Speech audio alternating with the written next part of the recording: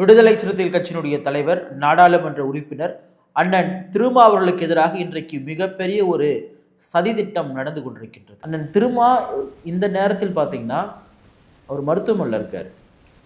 ஏன்னா அண்ணனுடைய உழைப்பையும் மக்களுக்காக அவர் செலவிடுகின்ற நேரத்தையும் நம்ம ஒரு நாளும் குறை சொல்லவே முடியாது. அவர் சிகிச்சைக்காக பெங்களூரில் வந்து இருக்கார். அப்படியெல்லாம் உழைக்கக்கூடிய ஒரு மனிதரை தான் ஆராசா போன்றவர்கள் திமுக சொல்ல வைத்து அவரை சாதிக்கான நபர் என்று சுருங்க சொல்லுகிறது. அதையெல்லாம் வேடிக்கை பார்த்து கொண்டிருக்கிறார்கள் இதே விசிகாவினுடைய மாநில நிர்வாகிகள். ஏன் இவங்களால பேச முடியல? நம்ம பேசிட்டா எங்க நமக்கு திமுக சீட்டு தராமல் போயிடுமோ?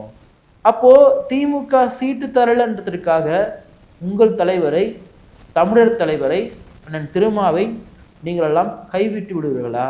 இல்லை யாருன்னா ஒருத்தவங்க சொன்னால் வேடிக்கை பார்ப்பீங்களான்னு நமக்கு ஒரு கேள்வி வருது. விசிகாவில் எனக்கு நல்லா தெரிஞ்சு ஒரு மேல்மட்ட நிர்வாகிகளாக, மாநில பொறுப்பாளர்களாக அண்ணன் சங்கர் தமிழனை தவிர ஒருத்தர் கூட பார்த்தீங்கன்னா இதை குறித்து பேசல, ஒரு ட்வீட் கூட பண்ணல. ஆனால் இதே ஒன்று திமுக கண்டு யாராவது கேட்டுருக்கிட்டமே, இந்த பிஜேபி, ஆர்எஸ்எஸ், இப்போ கவர்னர் மேட்டர் வேறு போயிட்டு இருக்கு இல்லையா? கவர்னரை ஓட விட்டாங்க, அது பண்ணிட்டாங்க, இது பண்ணிட்டாங்கன்னு யார் ட்வீட் பண்ணிட்டு இருக்கிறது, யார் கொண்டாட்டிருக்கிறது? இதே விசிகா. அப்போ விசிகாவினுடைய தலைவர் திருமாவிற்கு எதிராக ஆராசா போன்றவர்கள் தங்களுடைய காழ்ப்புணர்ச்சியை, தங்களால் இப்படி ஒரு தலைவராக மாற முடியல அப்படின்ற எண்ணத்தை வந்து வெளிப்படுறது மட்டும் இல்லாமல் திமுக செய்யக்கூடிய செயல் திட்டங்களை அவர் செய்து கொண்டிருக்கிறார். திரு ப. ரஞ்சித் அவர்கள் அண்ணன் ஆம்ஸ்ட்ராங் அவர்களுடைய படுகொலைக்கு நீதி கேட்டு அண்ணன் ரஞ்சித் அவர்கள் பேரணி ஏற்பாடு பண்ணார். அதுக்கு விசிகா சார்பில் யாருமே போகல. அப்படின்றப்ப நாங்கள் ஏன் போனோம், ரஞ்சித் என்ன அவ்வளோ பெரிய ஆளா அப்படின்னு சொல்லிட்டுலாம் கேட்டவங்க, ஏன் உங்களால் ஆசா அவர்களை பற்றி கேட்க முடியல, அவருடைய பேரை வந்து ஏன் சொல்ல முடியல நமக்கு தெரியல. ஏன்னா இதற்கெல்லாம் நீங்கள் பேசியிருக்கணும். அப்போது உங்களுக்கு சீட்டு தான் முக்கியமா அண்ணன் திருமாவை விட அப்படின்ற ஒரு கேள்வியை நான் முன்வைக்க விரும்புகிறேன். திமுக திட்டமிட்டு அண்ணன் திருமாவர்களுக்கு எதிராக சதி செய்கின்றது. அவருக்கு எதிரான சதியை நாமெல்லாம் எதிர்த்து கேள்வி கேட்கிறோம். ஆனால் யார் கேள்வி கேட்க வேண்டுமோ, யார் பேச வேண்டுமோ அவர்கள் மௌனமாக இருக்கிறார்கள். இதே வேற யாருன்னா ஒருத்தர்னா வந்து கம்பு சுத்த கிளம்பிட்டுருப்பாங்க. ஏன் இப்படி ஒரு இரட்டை நிலைப்பாடு என்பதை விசிகாவினுடைய மேல்நிலை பொறுப்பாளர்கள் சொல்லணும். ஏன்னா அண்ணன் திருமா அவர்கள் தமிழ்நாட்டில் பாதுகாக்கப்பட வேண்டியவர். அண்ணன் திருமாவுடைய இருப்பு என்பது தமிழ் சமூகத்திற்கு தேவையானது. அதிலெல்லாம் ஒரு நாளும் மாற்று கருத்தே கிடையாது. ஆனால் இதுக்கெல்லாம் பேச வேண்டியது நீங்கள் தான். முதல்ல நீங்கள் பேசுங்க. கூட்டணியை விட 4-5 சீட்டை விட தலைவர் திருமா என்கிற நபருடைய இருப்பு என்பது முக்கியம். அவரை ஒருவர் சாதிய தலைவர் என்று சொல்கிறார் என்று சொன்னால் அதை வேடிக்கை பார்த்து கொண்டிருக்கக்கூடிய நீங்கள் எப்படி அண்ணன் திருமா அவர்களுக்கும் விசிகாவிற்கும் நேர்மையாக இருப்பீர்கள் என்ற ஒரு கேள்வியை நம்ம முன்வைக்க விரும்புகிறோம். இப்போ நான் வந்து அண்ணன் திருமாவளுடைய அரசியல் செயல்பாடுனா நம்ம அவர் செய்யக்கூடிய எல்லா அரசியல் செயல்பாடுகளும் கேள்வி கேட்கறதுக்கு எந்த தகுதியும் கிடையாது. ஆனால் கூட்டணி சார்ந்து அணுகக்கூடிய விஷயங்களை விமர்சனம் தான் பண்ணுறோம். அவருக்கு பாடம் ஒன்றும் எடுக்கலை. ஏன்னா அவருக்கு எல்லாமே தெரியுன்றதை நான் இது வரைக்கும் நம்புகிறேன். அப்படிப்பட்ட ஒரு நபரை ஆராசா போன்றவர்களெல்லாம் திமுக சொல்லி பேச வைக்குதுன்னா அதை மௌனமாக கடந்து செல்வது என்றால் நீங்கள் யார் என்பதை நீங்களே ஒரு முறை கேட்டுக்கொள்ளுங்கள். அந்த பேட்டியை நல்லா நீங்கள் பாருங்கள். நீங்கள் வேங்க வயல் இஷ்யூ பேசப்படுது. அது பட்டியல் சமூகத்திற்கு எதிராக நிகழ்த்தப்பட்ட ஒரு மிகப்பெரிய ஒரு வன்கொடுமை. அந்த இடத்துல யார் போனால் எல்லாருக்குமே தெரியும். இப்படி இருக்கின்ற பொழுது அண்ணன் திருமாவாக இருக்கட்டும், எந்த சாதிய தலைவராக இருக்கட்டும் என்று ரொம்ப தெளிவாக சொல்கிறாரு. அதுக்கப்புறம் வந்து ஒரு பொது தலைவர்னு சொல்லிட்டு சொல்கிறாராம். அப்படி பார்க்கலன்னு சொல்லிட்டு நான் சாதி தலைவராக பார்க்கலன்னு சொல்கிறாராம். நல்லா தெரியும் மின்னம்பலம் சேனல் யாருடைய சேனல், அந்த ஓனர் யார், அந்த ஓனர் வந்து இவருக்கு ரொம்ப நெருக்கமானவர்னு அவரே சொல்கிறாரு மேடையிலேயே. எனக்கு ரொம்ப ஓனர் நெருக்கம் அப்படின்னு சொல்லிட்டு இவரே சொல்கிறாரு. ஏன் அது ஒன்றும் லைவ் நிகழ்ச்சி கிடையாது. நீங்கள் நினச்சிருந்தா அந்த ஒரு குறிப்பிட்ட சென்டென்ஸை வந்து கட்டி வெட்டி தூக்கி போட்டிருக்க முடியுமே. ஏன்னா நம்ம பல பேர் நேர்காணல் பண்ணும்போது சில பேர்கள் சில வார்த்தைகளை சொல்லும்போது இது போடாதீங்கன்னு சொன்னால் நம்ம போட மாட்டோம். ஏன்னா அது ஒரு ஊடக அறம். ஏன்னா நம்ம தான் அவங்கள பேட்டி கேட்குறோம். நம்ம அவங்க சொல்லக்கூடிய செய்த போடணும். அவங்க வேணான்னு சொல்லிட்டு சொன்னால் அதை போடக்கூடாது. அதுதான் சரியான உடனே பார்க்கப்பட்டது. ஆனால் இவர் தெரியும் நம்ம இந்த வார்த்தையை விட்டுருக்கோம், இது வெளியே போனால் என்ன மாதிரியான பிரச்சனைகள் உருவாக்குன்னு தெரியும். அப்படி தெரிஞ்சுமே கூட இது ஒளிபரப்பப்பட்டிருக்கிறது. அதே போல் இவரை விட சாதிக்காக போராடக்கூடிய பல தலைவர்கள் நான் பார்த்துருக்குன்னு சொல்கிறாரு. அப்போ நீங்கள் சுற்றி சுற்றி என்ன நிறுவ முயல்றீங்கன்னா, அண்ணன் திருமாவர்கள் ஒரு சாதி தலைவர் அப்படின்னு நீங்கள் நிறுவ முயல்றீங்க. நீங்கள் நிறுவ முயல்றீங்க இல்லையா? உங்களை தான் வந்து ஊரே வந்து அறிவு பெட்டகம், அறிவு ஜீவன் கொண்டாடுது இல்லையா? ஏன் உங்களை திமுகவில் வந்து உங்களை நினைச்சா உங்களை தலைவராக சொல்லுங்களா பார்க்கலாம்? ஆக்க மாட்டாங்க. ஏன்னா அந்த தலைவர் என்ற பொறுப்பு அது திமுகவுடைய குடும்பத்திற்கு, குறிப்பாக திரு கருணாநிதியோட குடும்பத்திற்கு மட்டுமே சொந்தமான ஒன்று. ஏன்னா இன்பநிதி வரைக்கும் என்ன பேசிட்டு இருக்காங்க, அதையும் பேசுறாரு. பிரசன்னா போன்றவர்கள் வந்து பேசுறாங்க, இன்பநிதி இன்றைக்கு தமிழை காக்க வந்துட்டாரு, தமிழை ஜென்சி தலைமுறைகளுக்கு கடத்துவதற்காக படம் எடுத்து வச்சிருக்கான்னு சொல்றாங்க.